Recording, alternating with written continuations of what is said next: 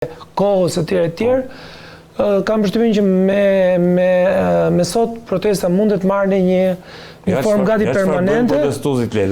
Dhe në të njëjtën kohë do të jetë një protestë do të shofi edhe shumë represion policor, ndoftë ajo në frontal, por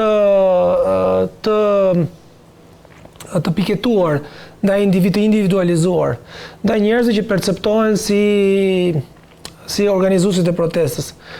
Po, unë do të përdorja ndofta është një shprehje diku që e kanë për zemër idhtarët e luftës, edhe që përkujtojnë shumë veteranët.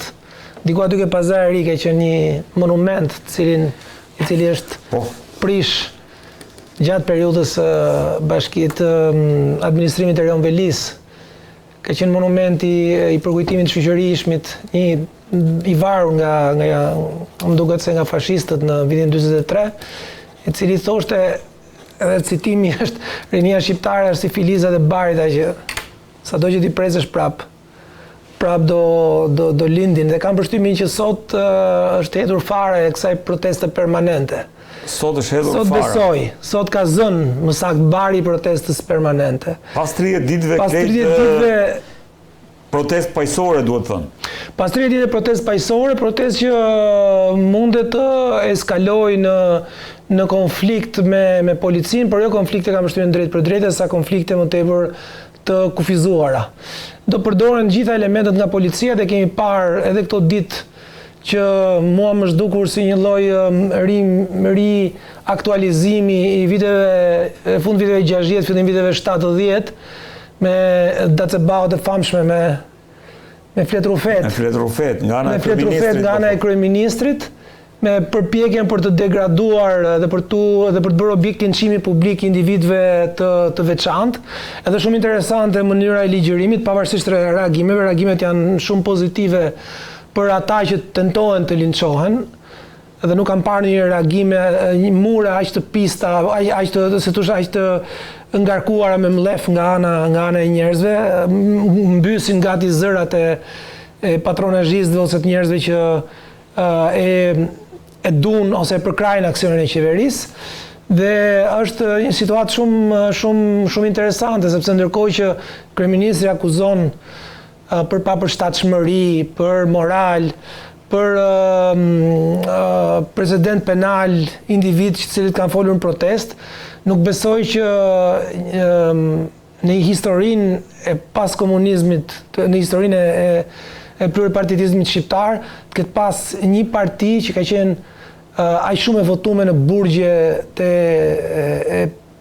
post-komunizmit sa ka qenë Partia Socialiste, ndofta me përqindje të larta që i afrohen vetëm periudhës komunizmit. E qartë. Dhe pra është një situatë shumë komplekse, me trajta edhe nganjëherë dhe groteske, po edhe shumë problematike për shkak të tentativës për t'i përdorur njerëzit dhe për t'i vënë njerëzit kundër njëri tjetrit. Kjo është e rëndësishme. Sepse është ndryshe kur le të themi linçohet një personazh publik ose një politikan online. Flas për njerëzit publik, për njerëzit publik, të cilët kanë përshtypjen që të perceptohen si tillë, goditet jo më shumë personi se sa funksioni i tij publik.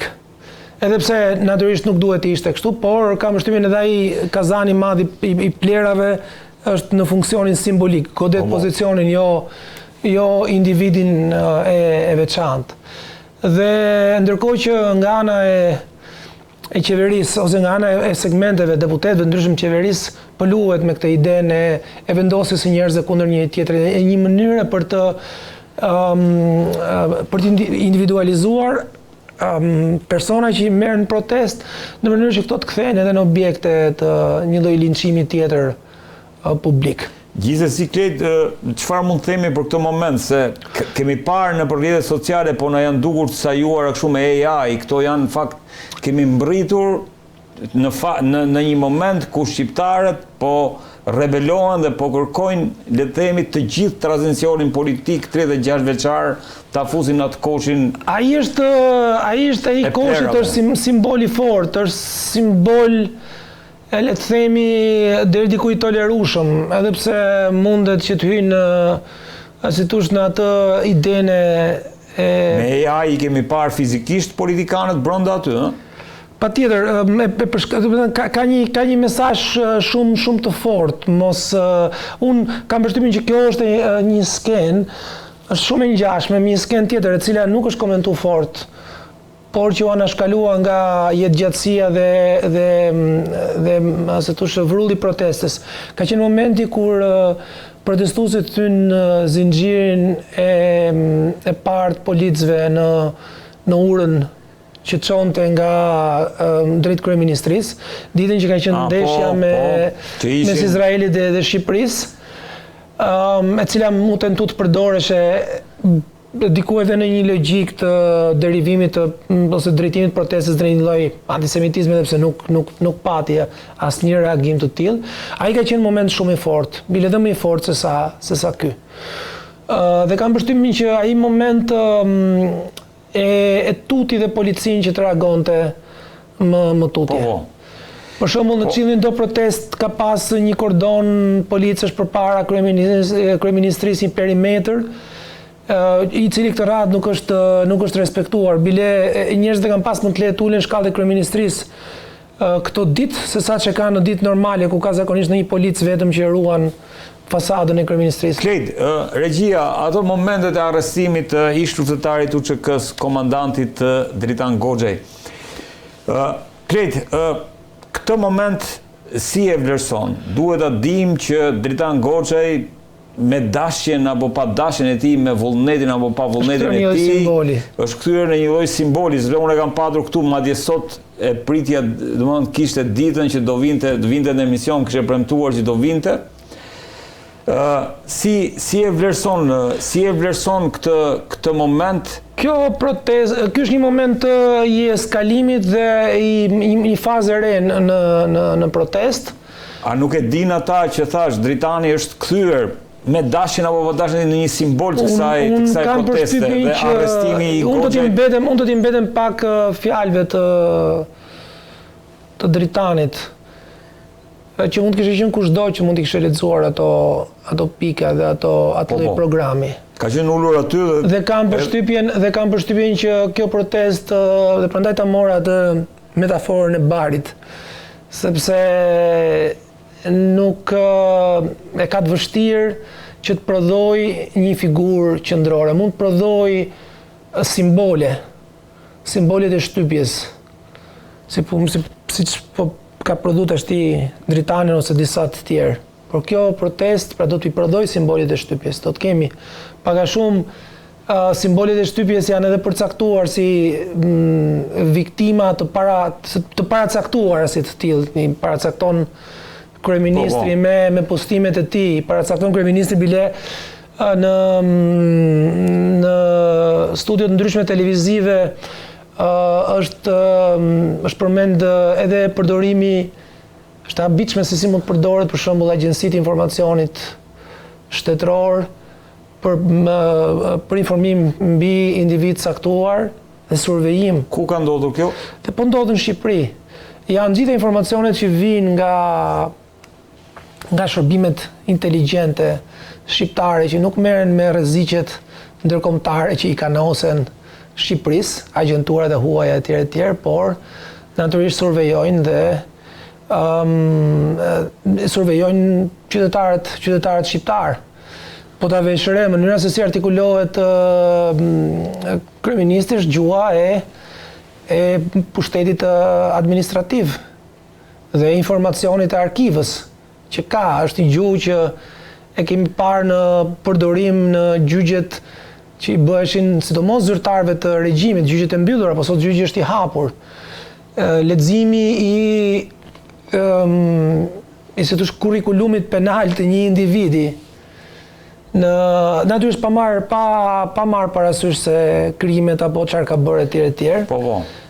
I ekspozuar ndaj 1 milion e ca ndjekëve sa kanë në Facebook kryeministri, është shenja që shteti do të përdori, ose pushteti do të përdori gjitha instrumentat e shtetit. Jemi në këtë moment për të ruajtur pikërisht pushtetin. Tash jemi në fazën që Shqipëria po kalon dal nga dal në një po pozicionohet si një regjim autoritar. Dhe këtë do ta shohim. Ta shohim në vijim. Ideja është kjo blet. Kemi patur 30 ditë një protestë paqësore me një masivitet që s'është parë kurrë në Shqipëri, me një energji që s'është parë kurrë në Shqipëri, me një, le të themi, me rryma të ndryshme, madje rryma që shkojnë shumë divergjente që janë bërë pjesë e këtij lumit të madh protestuesish. Si e vlerëson këtë moment pas 30 ditëve, se ju folët që do të ketë masa represive, por masat represive përballë kësaj trajektorie që ka nisur protesta? Kanë kosto shumë të mëdha. Masat represive nisen nga pasiguria dhe pasiguria e pushtetit. Kjo është sepse protesta ka qenë paqësore, ka pas ato uljet e ngritjet e veta, kërkesat e veta.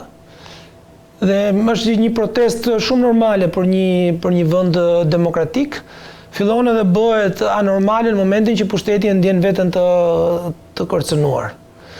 Dhe sa më shumë të kërcënohet pushteti, aq më shumë do rritet doza e represionit. Pastaj se çfarë do ta ndaloj, se deri ku do të shkojë. Doza e represionit. Vim te terasti Goxhaj, se duhet ndaloj terasti Goxhaj. Terasti Goxhaj mund të jetë fillimi i një është fillimi, dhe po ta vesh represioni nuk ka qenë policor, ka pasur një represioni informal, i cili është prodhuar qoftë me kontaktime direkte të individëve që janë marrë me protestën, me intimidime kryesisht online, me mjet e mekanizma hibrid. Dhe këto mekanizma natyrisht vlejnë për aq kohë sa njerëzit nuk intimidohen. Në momentin që protesta vijon, dhe në momentin që prezenca është pak a shumë konstante, ose ka arrit një farë stabiliteti masë njerëzish, ose protesta ka kapacitetin që të thresë edhe më shumë njerëz se sa ç'prodhon, po ta shohësh ka një lloj se thosh intervali ku dita e shtunë është momenti kulmor, pastaj shfryhet pak ditën e diel, pastaj fillon edhe riaktivizohet ditën e hënë, martë, mërkur, bie pak ditën e njëjtë, premte, rifillon prapë. Ky ka qenë cikli i protestës. Dhe frika, ose më saktë ajo parashikimi im është ky që në rast se protesta e kalon verën,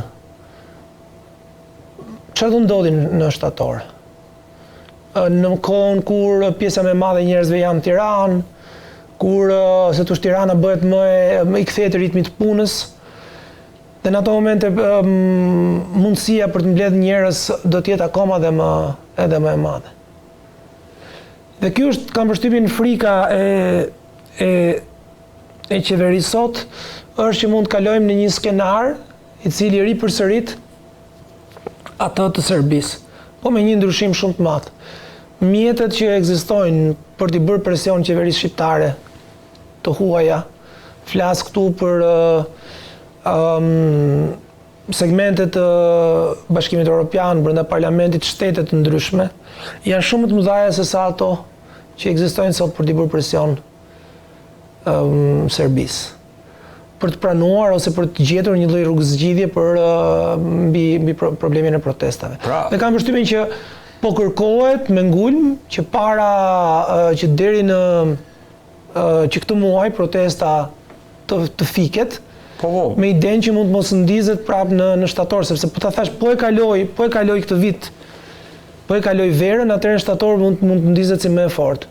Pamje si këto dhe akte si këto, Klejt, si mendon, a do ta përshkallëzojnë protestën, dhe nëse e përshkallëzojnë, a shkon kjo, domethënë, më shpejt drejt arritjes së objektivit?